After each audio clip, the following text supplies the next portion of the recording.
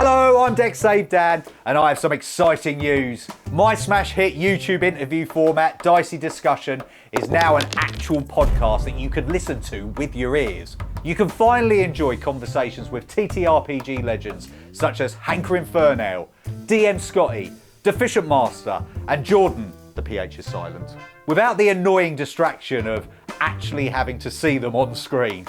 To give you an idea of that, please enjoy this short demonstration of what listening to the podcast could be like for you.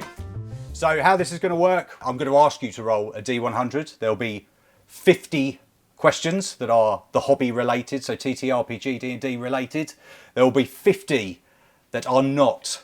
Now, are the low ones the hobby ones or the high ones? You're going to have to find out. Oh my God, I don't even know what I'm rolling for here. All right. You don't know what you're rolling for. Or it could be like this. What one thing did you get told the most as a child? That, we're not worried about your academic performance because you're artistic, and so you can find other ways. Or it could be like this. What's the most relieving thing in the world? A relieving thing in the world? Mm-hmm. This is going to sound really weird. It's when my wife tells me that I'm almost good enough.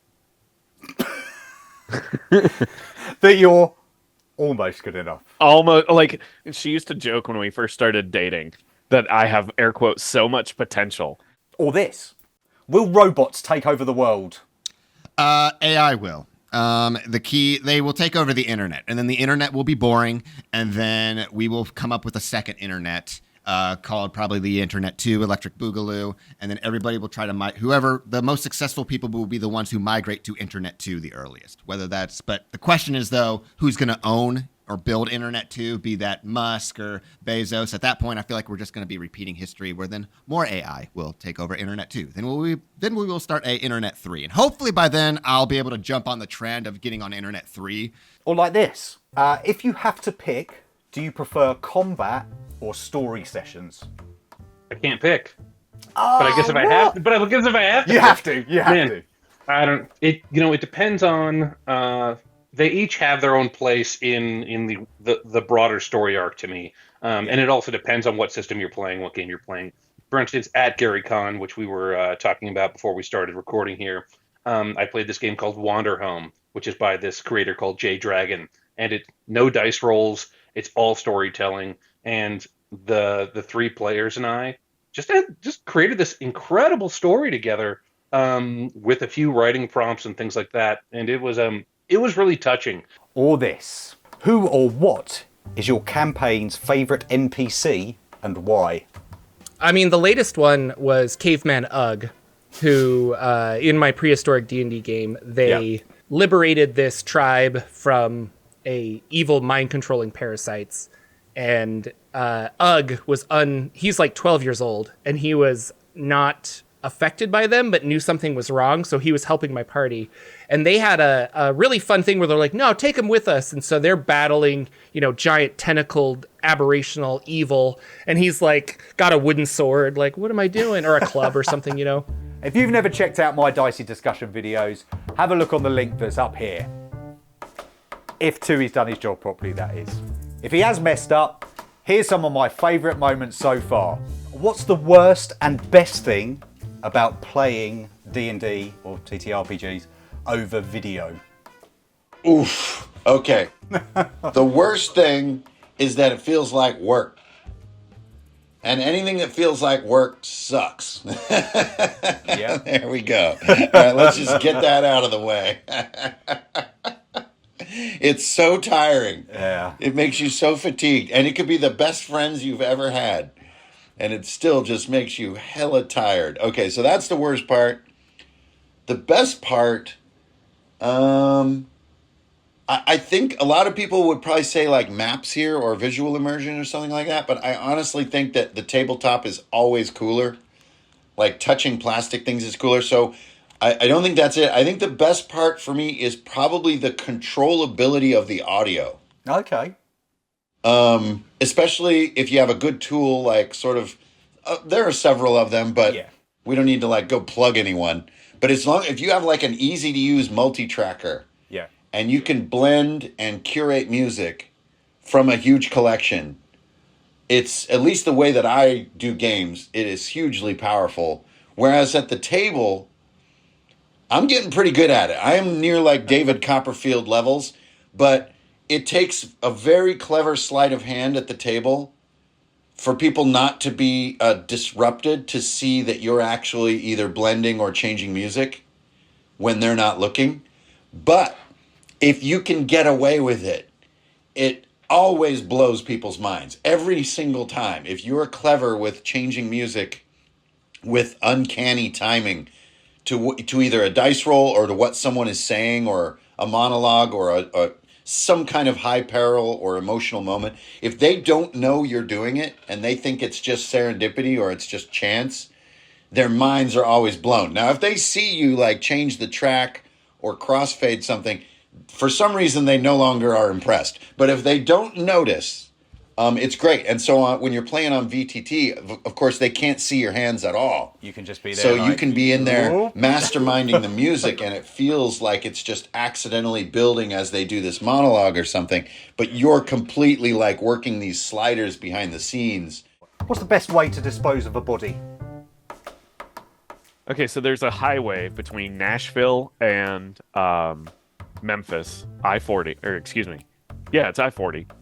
Sure. And there's a stretch that has no exits, nothing on it whatsoever. And as long as you time it right, you can basically just go off into the median where there's, 40 feet of dense evergreen trees. You just dig a 6-foot hole and you stick a body in it and make sure you puncture your tire before you go out there. That way, if somebody shows up, hey, well, I had a flat tire. Yeah. Can you help But me? doing it in the middle of the night, I mean, you never have to worry about somebody coming along because it's in the median. Yeah. Nobody's ever going to build there. You don't have to worry about, the state moving the road and digging down 6 feet to make the road happen. And there's very little risk of flood or earthquake in the area, so it's not like the So it's not natural going to reveal. causes.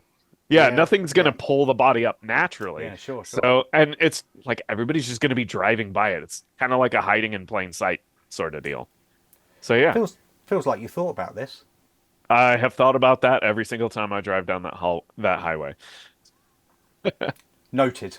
So, what's your favourite word?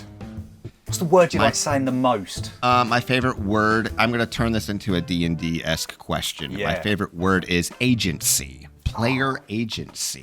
You say it so well as well. Thank you. I am a big component of it because, and I will preach this on my channel until I eventually burn out or, start covering r/D&D horror stories. Yep. Agency to me is what makes these games unique. It's, we can tell good stories in books. We can have epic visuals and really nitty gritty combats in video games, but we can't have as complete control of a character in a fictional world as we can in these games. And so my thing as a DM is I want to try to use D&D's strength as I want to put that on the top of my podium versus trying to make D&D more like a video game, trying to make D&D more like a choose your own adventure book, trying to make D&D more like a novel. And that's my whole goal kind of in my channel is to kind of tell newer DMs, it's this is what's worked for me is when I started focusing on player agency, my games got better. Both they were more enjoyable for me to run and they were more enjoyable for my players to participate in. And so I just try to tell that that's worked for me. I'm hoping it works for you. If you go through all my videos, almost every video I say that this is what worked for me. Maybe this will work for you. But in my comment section, some people will be like, well, why don't you do that? But so that's a whole nother discussion. But yes, that's my big thing. Player agency. So, what is the most...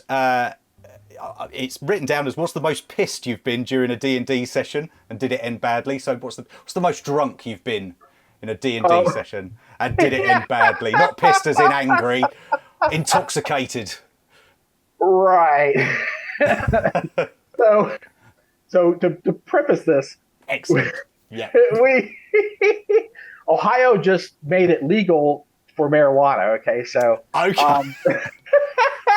yes. I don't like to smoke it because it hurts my lungs. Sure. But edibles are the way to go. Edibles are like fantastic, right? You take them like a half an hour later, you're happy. You're done. Yeah.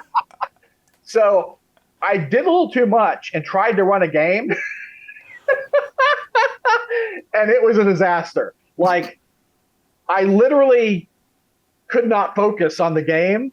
Yeah. And I would forget what people just told me. And I couldn't, because, my brain is on overdrive when I'm game mastering, right? Yeah, and I'm putting all these things together.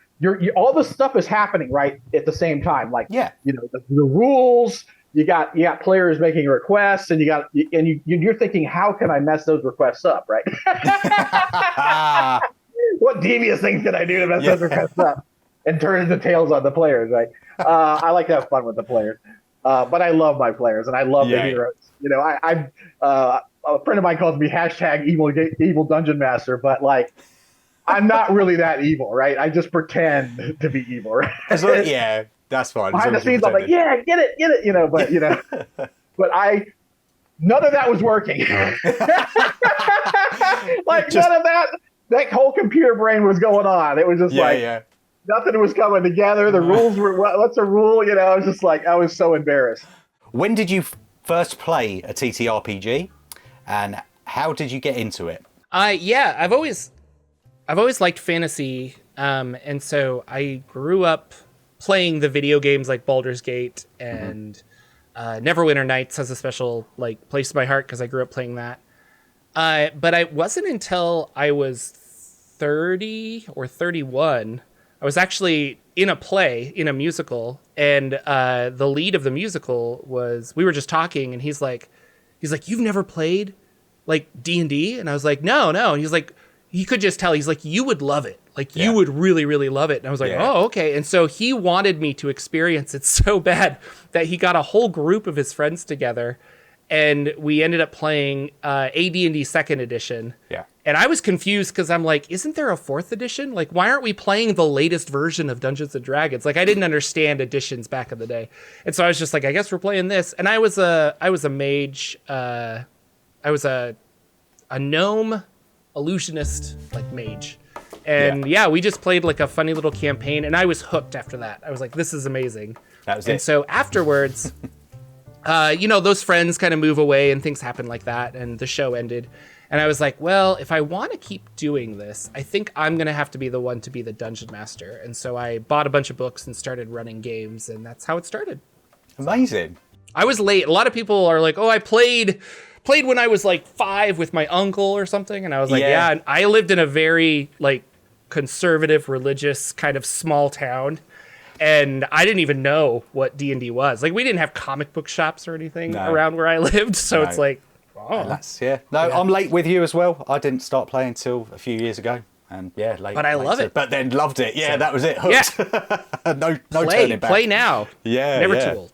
No, never too old. Never too old, guys. If offered the chance to live on Mars for 1 year, would you take it? If I'm with other people, I think so. Okay. I think so. If I could, that's a lot of D&D time. That is a lot of D&D time, to just like a lot of downtime. You're probably don't have access to the internet at speeds that you are used to, so it's a lot of time playing Shadowdark, rolling dice, coming up with stories, and all that good stuff. Okay, so with people, absolutely fine, but on your own, nah. I mean, there's some good solo RPGs out there too. I was just about to say that. And that's something I do on my channel too. Is I've been playing a little bit solo to develop a campaign that I'm writing for Shadowdark, or a campaign setting rather. So I would say that I guess even by myself, I could try it, especially if it's something like you get $5 million for it, which I hope would be the part of the deal too. I mean, or at least it's not in the question, but I'm sure something could be sorted out. Oh, absolutely. You can find the podcast at all your usual podcast providers. Check it out, subscribe, listen. If you hate it, unsubscribe. If you really hate it, leave a nasty comment below. I read them. I read them all. There's new interviews coming soon, but there's always room for more. So let me know who you'd like to see on a Dicey discussion, and I'll slide into their DMs like an oily eel.